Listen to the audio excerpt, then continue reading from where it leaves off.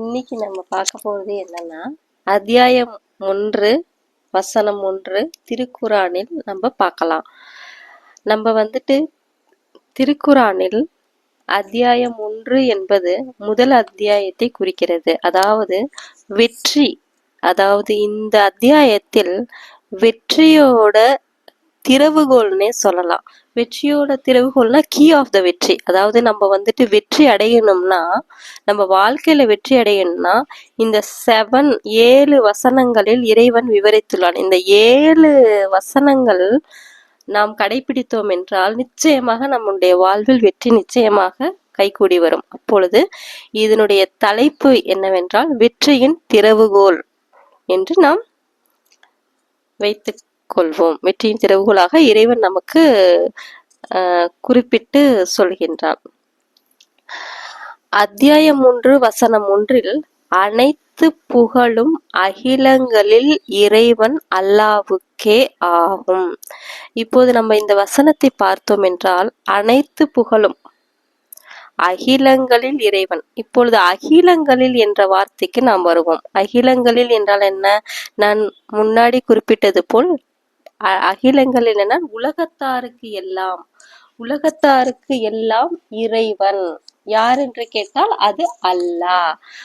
நாம் முன்னாடி சாப்டர் பார்த்தோம் இல்லையா? அகிலத்தாருக்கெல்லாம் இறைவன் யார் என்று கேட்டால் அந்த படைப்பாளன் அல்லாஹ் என்ற இடத்தில் நாம் படைப்பாளனை நாம் போட்டுக்கொள்ளலாம். அப்பொழுது அகிலத்தாருக்கெல்லாம் இறைவனாகிய அல்லாஹ்வுக்கே அந்த புகழ் அனைத்தும். நமக்கு அந்த புகழ் கிடையாது. அதுதான் இதனுடைய மெயின் பாயிண்ட். இதுல என்ன இறைவன் சொல்ல வருகின்றான் என்றால், நிச்சயமாக இந்த இடத்தில் புகழ் என்பது அனைத்து புகழுமே, நீங்கள் புகழ் என்று நீங்களே புகழ் சொல்லி கொண்டிருக்கின்றன. அந்த புகழ் அனைத்தும் இறைவனையே சார்ந்ததாகும். நமக்கு எந்த புகழும் கிடையாது. நம்ம எந்த புகழையும் ஹோல்டு பண்ணி நம்ம வச்சிருக்க கூடாது. அது அனைத்து புகழும் இறைவன். அதாவது இதுல என்ன சொல்ல வரீங்கன்னா, பெருமை. முதல் வசனத்திலேயே நமக்கு பெருமை கூடாது என்று இறைவன் நிச்சயமாக சொல்ல வருகின்றார். இந்த இடத்தில் நீங்கள் பெருமைப்பட்டு கொள்வதற்கு எதுவுமே கிடையாது. இறைவனே அனைத்தையும் செய்கின்றான். இறைவன் நினைத்தால் மட்டும்தான் அனைத்தும் நடக்கும். ஒரு இலை கூட அவன் அனுமதியின்றி உதிர்வது இல்லை. ஒரு அணு கூட அவனின்றி அசைவது இல்லை. அப்படி பார்த்தால் நமக்கு பெருமை கூடாது என்று அந்த நம் அழிவிற்கு காரணமாக இருப்பது நிச்சயமாக பெருமை ஒன்றே. அந்த பெருமையை நாம் நீக்கி கொண்டால், அந்த புகழை நாம் நீக்கி கொண்டால் நிச்சயமாக நம் வாழ்வில் வெற்றி நிச்சயம். வெற்றி நிச்சயம் என்பது நாம் வாழும் வாழ்க்கையில் எவ்வளவு நாம் மனதை வெற்றி பெறுவதுதான் இங்கே இறைவன் சொல்கின்றானே தவிர, நீங்கள் கூறும் ஃபர்ஸ்ட் மார்க், நான் முதலிடத்தில் வந்து விட்டேன், அது வெற்றி கிடையாது. அந்த வெற்றி அனைத்தும் இறைவனுக்கே, புகழ் அனைத்தும் இறைவனுக்கே. உங்களுக்கு ஒரு அறிவு கொடுக்கப்பட்டது என்றால் கூட அந்த அறிவு நிச்சயமாக இறைவனால் கொடுக்கப்பட்டதே ஆகும். அப்பொழுது அனைத்து புகழும் இறைவனுக்கே. உங்களுக்கு எந்த பெருமையும் கிடையாது. பெருமை அனைத்துமே இறைவனுக்கே தான் சொந்தம். அந்த வார்த்தையில் பாருங்கள், அனைத்து என்று இறைவன் கூறுகின்றார். அனைத்து புகழும், அனைத்துமே, எல்லா புகழும்னு சொல்ல வருகின்றார். அப்பொழுது உங்களுக்கு எந்த ஒரு பெருமையும் கிடையாது. அனைத்துமே இறைவனுக்கே சார்ந்தது. இறைவனுக்கே என்றால் அல்லாஹ்வுக்கே. அல்லாஹ்வுக்கே என்றால் படைப்பாளனுக்கே. அதாவது இந்த சர்வத்தையும் பரிபாலிக்கின்ற பரிபாலனுக்கே உரியது. அப்படி என்றால் முதல் வசனத்திலேயே நமக்கு எந்த பெருமையும் கூடவே கூடாது. பெருமை அனைத்தும் இறைவனுக்கே. நாம் எதையும் ஹோல்டு பண்ணக்கூடாது. நமக்கு அனைத்து பேரும் பெருமையுடன் தான் நாம் வாழ்ந்து கொண்டிருக்கிறோம். ஆகவே நாம் அனைத்துமே இறைவன் நமக்கு தந்தது என்று நாம் பெருமையை படாமல், அனைத்துமே இறைவன் தான் செய்கின்றான் என்ற எண்ணத்தில் ஒவ்வொரு நிமிடத்திலும் நாம் எண்ண வேண்டும். அப்போது பெருமையை தான் நமக்கு அழிவுக்கான காரணமாகவே உள்ளது. ஃபார் எக்ஸாம்பிள் பார்த்தோன்னா, ஒரு மனிதன் அழிகிறான் என்றால் நிச்சயமாக அவனுடைய பெருமையாகத்தான் இருக்க வேண்டும். குர்ஆனின் வசனங்கள் அனைத்தும் பெருமையை நிலைநாட்டுவதாகவே இருக்குது. பெருமைப்பட்டவன் நிச்சயமாக அழிந்தே போவான். இது கூட இருக்குது.